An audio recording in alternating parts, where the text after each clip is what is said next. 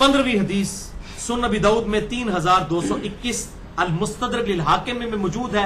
इमाम ज़ाहबी ने भी मवाफ़क़त की है। मिशकात में 133 नंबर हदीस है कि जब नबी सल्लल्लाहु अलैहि वसल्लम मैयत को दफनाकर फारिग हुआ करते तो उसके पास खड़े हो जाते कब्र के ऊपर और फरमाते अपने भाई के लिए इस्तिग़फ़ार करो और उसके लिए इस्तिक़ामत की दुआ करो, अभी इससे कब्र में सवाल किया जाएगा।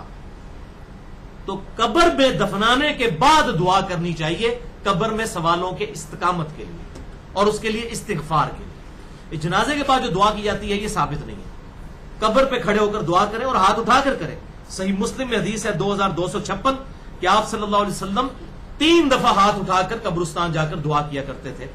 3 दफा हाथ उठाकर। इसमें मैंने पूरा लेक्चर भी दिया, मसला नंबर 74 इसाले सवाब से मुताल्लिक, उसमें मैंने एक डिटेल से बताया। तो आपने दुआ करनी है इस्तिग़फ़ार।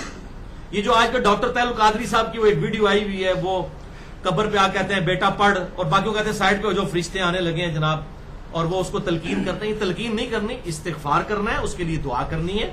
हमें नहीं नजर आ रहा है फरिश्ते किस तरह किस वक्त दाखिल होंगे, हमें नहीं पता।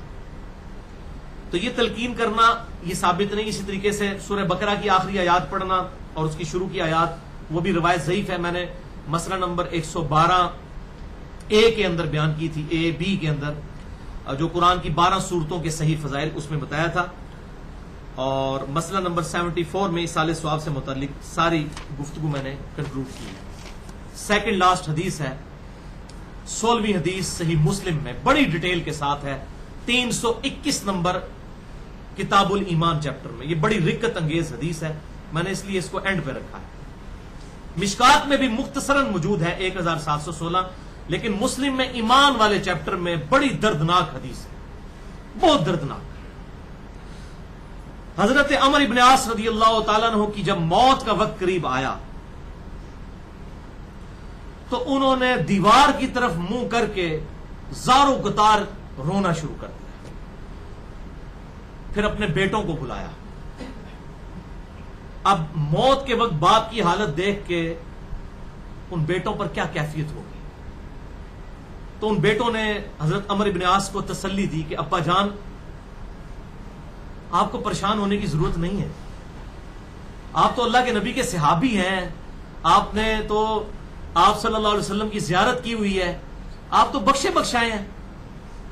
लेकिन सहाबी में और आम आदमी में यही तो फर्क है, उसे तो पता है आखिरत का मामला कितना सख्त है।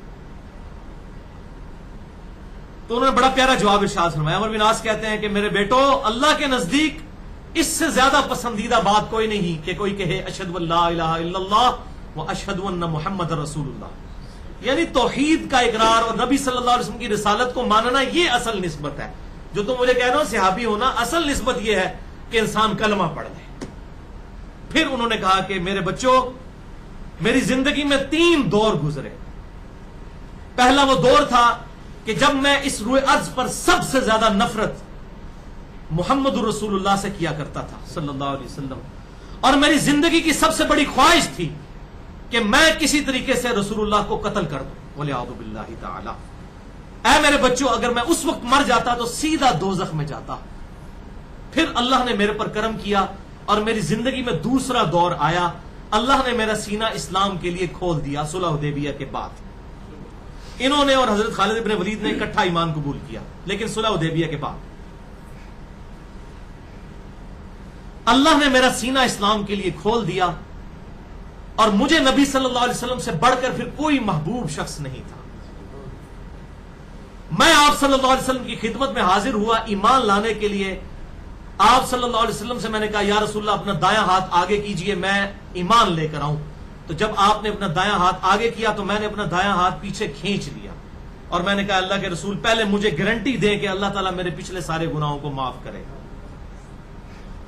तो आप सल्लल्लाहु अलैहि वसल्लम ने फरमाया, ए अमर इब्न आस, क्या तुझे नहीं पता कि इस्लाम गुज़श्ता के सारे गुनाहों को माफ कर देता है? यानी इस्लाम ले आया पिछले गुनाह माफ, जो सूरतुल फुरकान में भी आया कि कोई शिर्क से भी तौबा कर ले, हम उसकी गुनाहों को भी नेकियों से बदल देंगे। फिर कहते हैं कि मैंने इस शर्त पर इस्लाम कबूल किया, फिर रसूलुल्लाह से बढ़कर मुझको कोई महबूब नहीं था। ऐ मेरे बेटो, मैंने नबी सल्लल्लाहु अलैहि वसल्लम के चेहरे की वजाहत की वजह से कभी भी आंखें भरकर आपकी तरफ नहीं देखा। اگر تم مجھ سے یہ پوچھو کہ رسول اللہ کا چہرہ مبارک کیسا تھا تو میں ان کے چہرے مبارک کے خد و خال بیان نہیں کر سکتا. میں نے آپ کے روب کی وجہ سے کبھی جی بھر کر آپ کی طرف دیکھا بھی نہیں. یہ حضرت عمر بن عاص. اور پھر کہتے ہیں میرے بچوں پھر میری زندگی میں تیسرا دور آیا جب مجھے اللہ تعالیٰ نے آزمائش میں ڈال دیا. اچھا پھر انہوں نے کہا یہ دوسرے دور میں اگر میں مر جاتا میرے بچوں تو سیدھا میں جنت میں چلا جاتا. پہلے دور میں مرتا تو سیدھا دوزخ میں, دوسرے دور میں مرتا تو سیدھا جنت میں. بڑی سٹریم لائن میری لائف گزر رہی تھی, لیکن میری زندگی میں پھر تیسرا دور آیا. اور وہ دور کون سا تھا؟ جب انہوں نے حضرت امیر معاویہ رضی اللہ تعالیٰ کے ساتھ مل کر حضرت علی کے خلاف بغاوت کی. وہ دور تھا. موت کے وقت انسان کو اپنی غلطیاں یاد آ جاتی ہیں. موت خود بہت بڑی نصیحت کرنے والی چیز ہے. اے میرے بچوں دوسرے دور میں مر جاتا تو میں سیدھا جنت میں جاتا. پھر تیسرا دور مجھ پر آیا اور مجھ پر آزمائش آئی. اب میں اللہ سے امید کرتا ہوں کہ میرے گناہوں کو معاف کرے. مجھے نہیں پتا میرے ساتھ کیا معاملہ ہونے والا ہے. یہ ڈیٹیل سننی ہے تو مسئلہ نمبر 101 ہے میرا, صحیح مسئلہ خروج اور فکر حسین حق پرستی کی علامت ہے. جنگ صفین, جنگ نہروان اور جنگ جمل کے حوالے سے ایک اور لیکچر بھی ہے, مسئلہ نمبر 116, جنگ صفین اور مشاجرات صحابہ سے متعلق صحیح عقیدہ. اے میرے بیٹو اب میں اللہ سے امید کرتا ہوں کہ اللہ مجھ پر رحم کرے. جب میں مر جاؤں تو میری میت کے ساتھ کوئی نوحہ کرنے والی نہ لے جانا, نہ کوئی آگ اٹھا کر لے جانا. اور جب میری قبر پر مٹی ڈال چکو تو میری قبر پر اتنی دیر تک بیٹھے رہنا کہ جتنی دیر تک ایک اونٹ کو نہر کر کے اس کا گوشت تقسیم کیا جاتا ہے, یعنی 2-2.5 گھنٹے. یہ صحیح مسلم میں کوئی سٹوری نہیں سنا رہا, صحیح مسلم 321 کتاب الایمان پہلے چیپٹر میں حدیث ہے. اتنی دیر میری قبر پر بیٹھے رہنا کہ ایک اونٹ کو نہر کر کے اس کا گوشت تقسیم کیا جاتا ہے, تاکہ تمہارے قبر پر بیٹھنے کی وجہ سے میرا دل بہل جائے